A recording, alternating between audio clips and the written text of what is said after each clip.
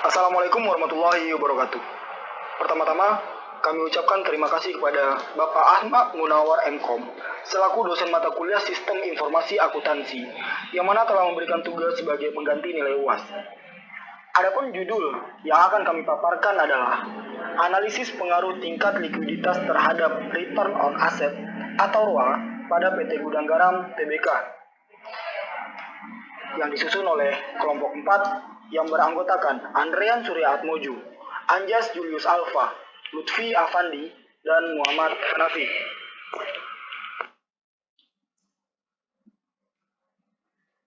Berikut adalah rumusan masalah dari materi yang akan kami sampaikan. Yang pertama, apakah terhadap hubungan tingkat likuiditas current ratio terhadap return on asset atau ROA pada PT Gudang Garam Tbk?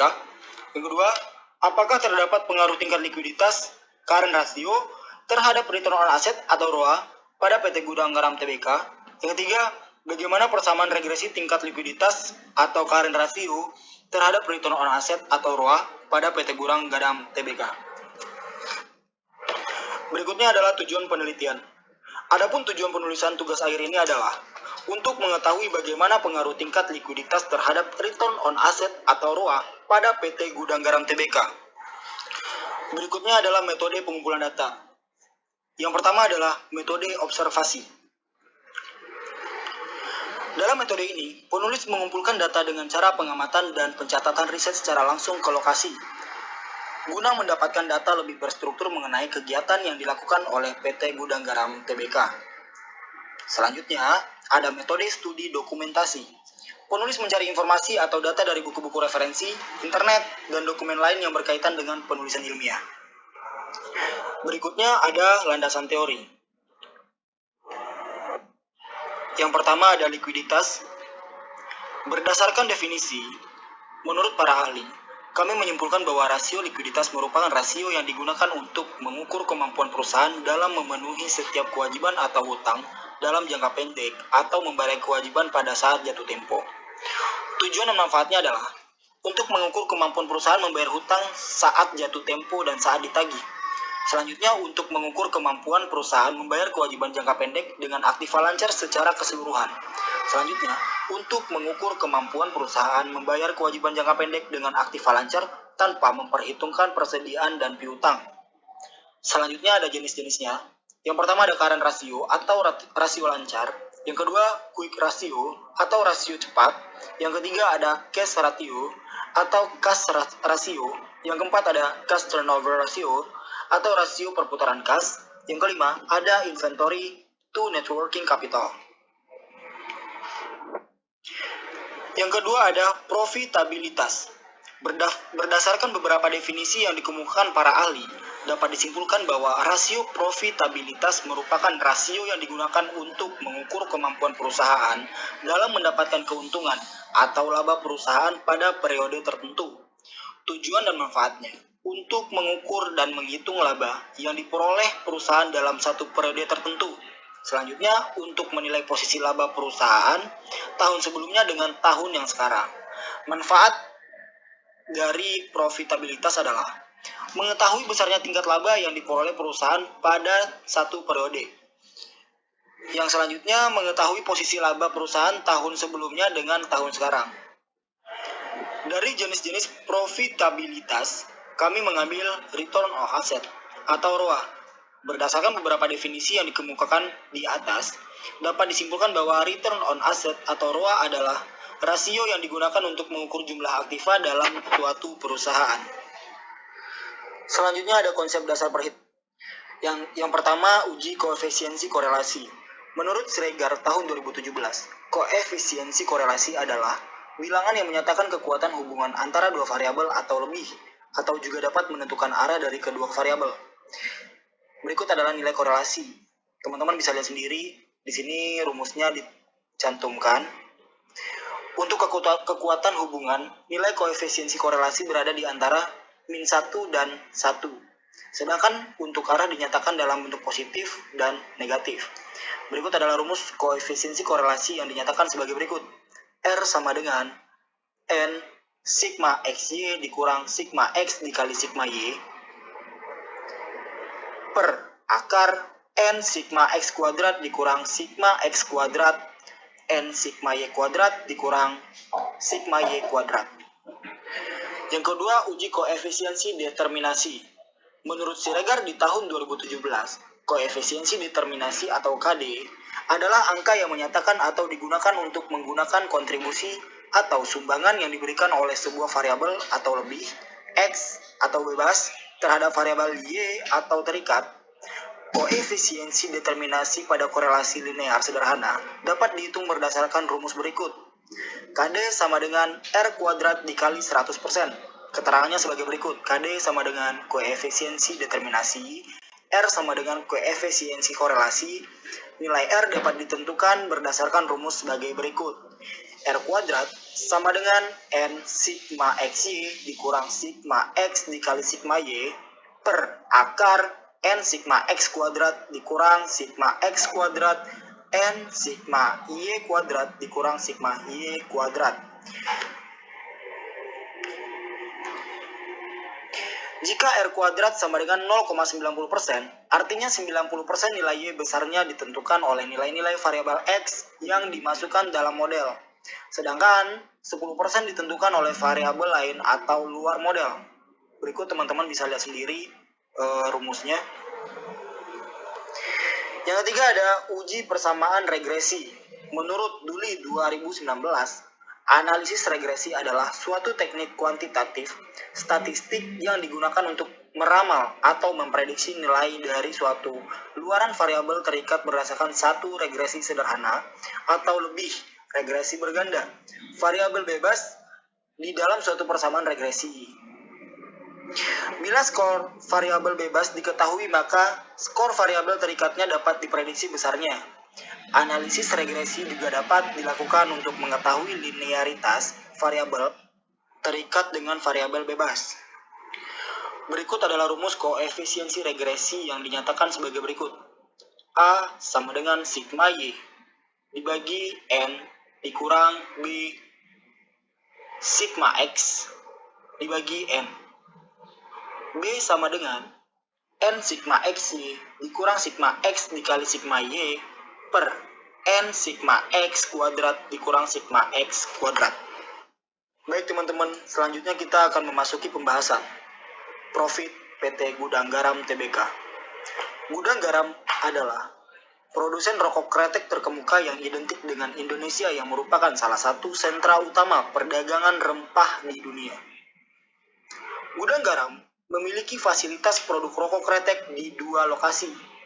Pertama, di Kediri, yang merupakan pusat perdagangan regional sekaligus lokasi kantor pusat perseroan dan fasilitas produksi kedua berlokasi di Gempol, Jawa Timur. Perseroan memproduksi berbagai jenis rokok kretek, termasuk jenis rendah taruh nikotin atau NTL, serta produk tradisional sigaret kretek tangan. Gudang Garam mengoperasikan fasilitas percetakan kemasan rokok, dan di samping itu juga memiliki 7 anak perusahaan yang sudah beroperasi komersial, yaitu 1. PT Surya Pemenang, produsen kertas karton untuk kemasan rokok. Yang kedua, PT Surya Madistrindo, distributor tunggal produk perseroan. Yang ketiga, PT Surya Air, Galaxy Prime Ltd dan Prime Galaxy Ltd, penyedia layanan jasa transportasi udara tidak terjadwal. Yang keempat, PT Geraha Surya Media, penyedia jasa hiburan. Yang kelima, PT Surya Inti Tembakau, dia bergerak di dalam bidang pengolahan tembakau. Masuk ke pembahasan berikutnya. Struktur organisasi PT Gudang Garam Tbk. Yang pertama ada Dewan Komisaris. Dewan Komisaris adalah badan non-eksekutif yang mewakili kepentingan seluruh pemegang saham dan berperan mengawasi manajemen perusahaan.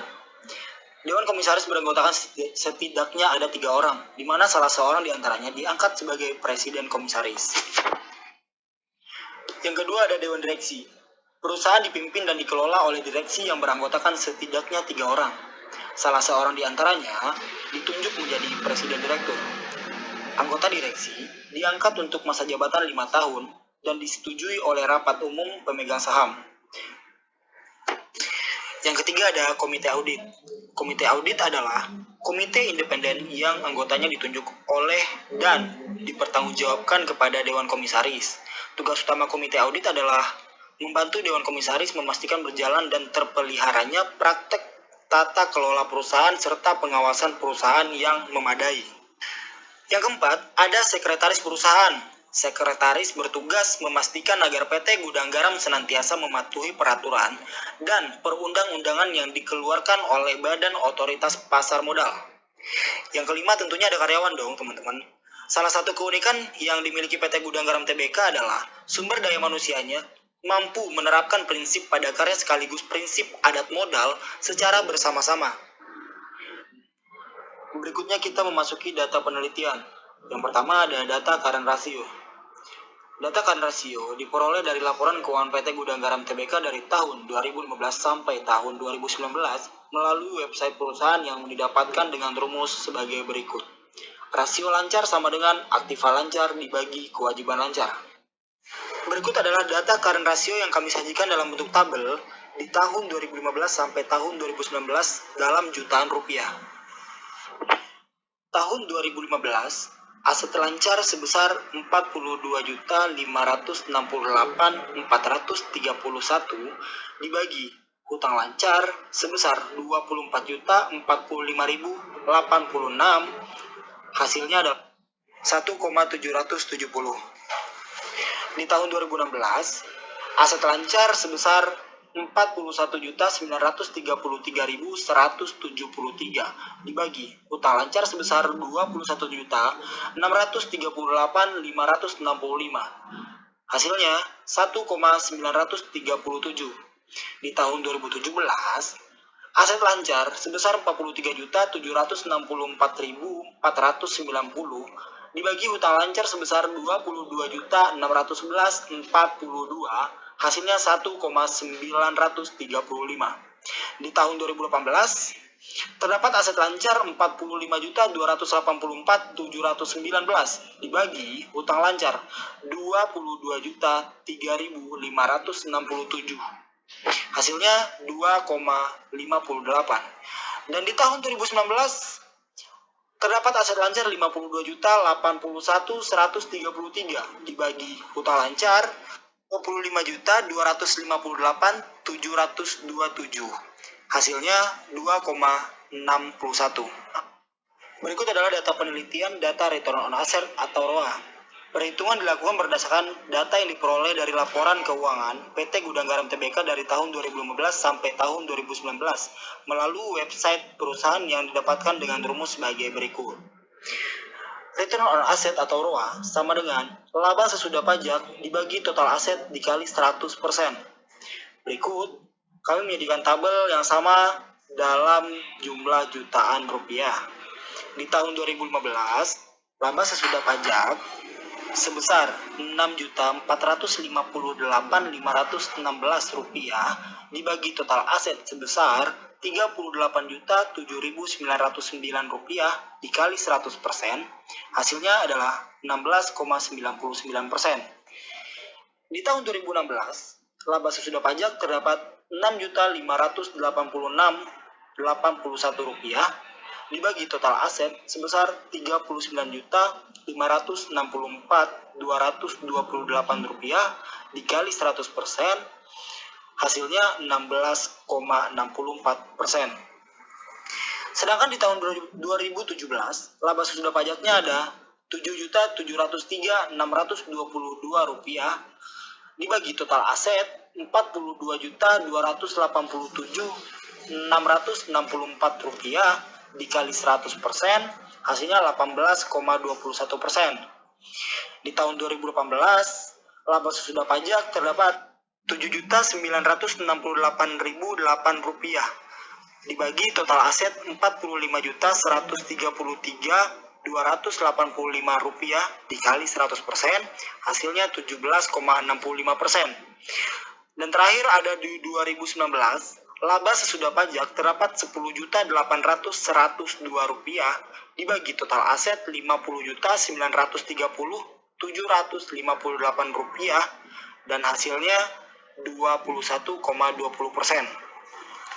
Berikut adalah data penelitian tabel penolong. Berdasarkan dari data kedua variabel yang diteliti pada tabel 3.1 dan tabel 3.2, yaitu tentang likuiditas atau current ratio dan return on asset atau ROA periode 2015 sampai 2019, maka penulis menyusun tabel penolong untuk mempermudah perhitungan manual seperti pada tabel sebagai berikut. X. X adalah hasil perhitungan dari current ratio, sedangkan Y adalah hasil dari perhitungan return on asset. XY adalah X dikali Y, sedangkan X kuadrat adalah X dikali X, sedangkan Y kuadrat adalah Y dikali Y. Baik teman-teman, selanjutnya kita memasuki analisis current ratio terhadap return on asset. Yang pertama kita memasuki uji koefisiensi korelasi. Hipotesis yang berbentuk sebagai berikut. Yang pertama, HO. Tidak ada hubungan yang signifikan antara likuiditas terhadap return on asset atau ROA. Yang kedua, HA. Adanya hubungan yang signifikan antara likuiditas terhadap return on asset atau ROA. Selanjutnya dasar pengambilan keputusan. Yang pertama, jika SIK lebih besar dari 0,05 maka HO diterima dan HA ditolak. Yang kedua, jika SIK lebih kecil dari 0,05 maka HO ditolak dan HA diterima. Berikut adalah analisis current ratio terhadap return on asset. Hasil perhitungan uji koefisiensi korelasi. Diketahui N sama dengan 5. Sigma X sama dengan 9,761. Sigma Y sama dengan 0,905. Sigma XY sama dengan 1,771982. Sigma X kuadrat sama dengan 19,112179. Sigma Y kuadrat sama dengan 0,165161. Maka hasil yang diperoleh adalah R sama dengan 0,597. Berikut adalah analisis current ratio terhadap return on asset. Uji koefisiensi determinasi. Hipotesis yang terbentuk sebagai berikut. Yang pertama, HO. Tidak ada pengaruh yang signifikan antara likuiditas atau current ratio terhadap return on asset atau ROA pada PT Gudang Garam Tbk. Yang kedua, HA. Ada pengaruh yang signifikan antara likuiditas atau current ratio terhadap return on asset atau ROA pada PT Garam Gudang Garam Tbk. Dasar pengambilan keputusan sebagai berikut. 1. Jika SIK lebih besar dari 0,05 maka HO diterima dan HA ditolak. Yang kedua, jika SIK lebih kecil dari 0,05 maka HO ditolak dan HA diterima. Analisis current ratio terhadap return on asset, hasil perhitungan uji koefisiensi determinasi sebagai berikut.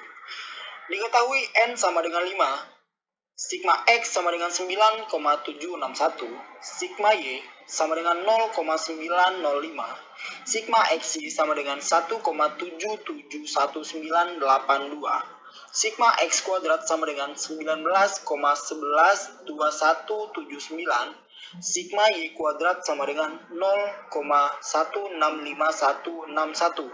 Maka hasilnya adalah R sama dengan 0,597. Jadi KD sama dengan R kuadrat kali 100%. KD sama dengan 0,597 kuadrat kali 100%. KD sama dengan 0,356409 dikali 100%. KD sama dengan 35,6%. Dan terakhir kita memasuki uji persamaan regresi. Dalam uji persamaan regresi ini, penulis menentukan hipotesis sebagai berikut. Yang pertama, HO. Persamaan regresi yang terbentuk antara likuiditas atau current ratio terhadap return on asset atau ROA pada PT Gudang Garam Tbk tidak signifikan. Yang kedua, HA. Persamaan regresi yang terbentuk antara likuiditas atau current ratio terhadap return on asset atau ROA pada PT Gudang Garam Tbk signifikan. Dasar pengambilan keputusan. Yang pertama, jika SIK lebih besar dari 0,05 maka HO diterima dan HA ditolak. Yang kedua, jika SIK lebih kecil dari 0,05, maka HO ditolak dan HA diterima. Berikut adalah hasil perhitungan uji persamaan regresi.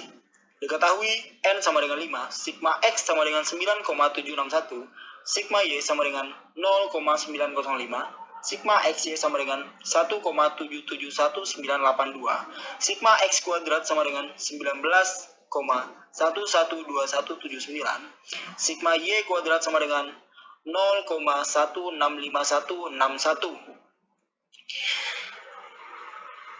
Adapun rumus persamaan regresi untuk dua variabel sebagai berikut. Y sama dengan A tambah BX. Rumus untuk mencari nilai A, hasilnya adalah A sama dengan 0,000724849 sama dengan 0,001. Berikut hasilnya. Rumus untuk mencari nilai B, hasilnya adalah B sama dengan 0,092. Berikut adalah kesimpulan dari pemaparan materi yang telah saya jelaskan sebelumnya, teman-teman. Berdasarkan hasil penelitian dan pembahasan yang telah dilakukan mengenai pengaruh tingkat likuiditas atau current ratio terhadap return on asset atau ROA PT Gudang Garam Tbk, maka penulis dapat mengambil kesimpulan sebagai berikut.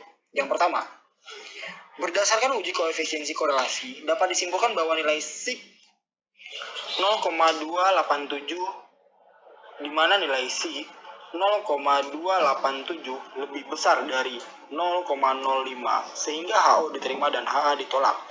Yang dapat diartikan bahwa tidak ada hubungan yang signifikan atau cukup antara tingkat likuiditas atau current ratio terdapat return on asset atau ROA pada PT Gudang Garam Tbk.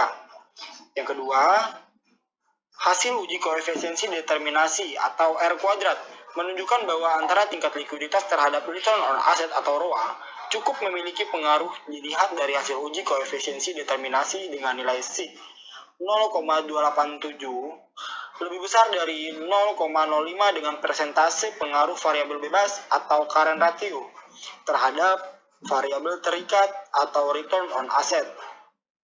Return on asset adalah sebesar 35,7%, sedangkan sisanya 64,3% dipengaruhi oleh faktor lain. Yang ketiga, ada persamaan regresi yang terbentuk Y sama dengan 0,287 ditambah 0,092X. Jika besarnya tingkat likuiditas atau current ratio meningkat sebesar 1%, maka return on asset atau ROA akan meningkat juga sebesar 0,092. Sedangkan jika tingkat likuiditas bernilai 0, maka return on asset atau ROA akan bernilai 0,287. Sekian pemaparan materi dari kelompok kami, lebih dan kurangnya kami mohon maaf. Wabillahi taufik wal hidayah. Assalamualaikum warahmatullahi wabarakatuh.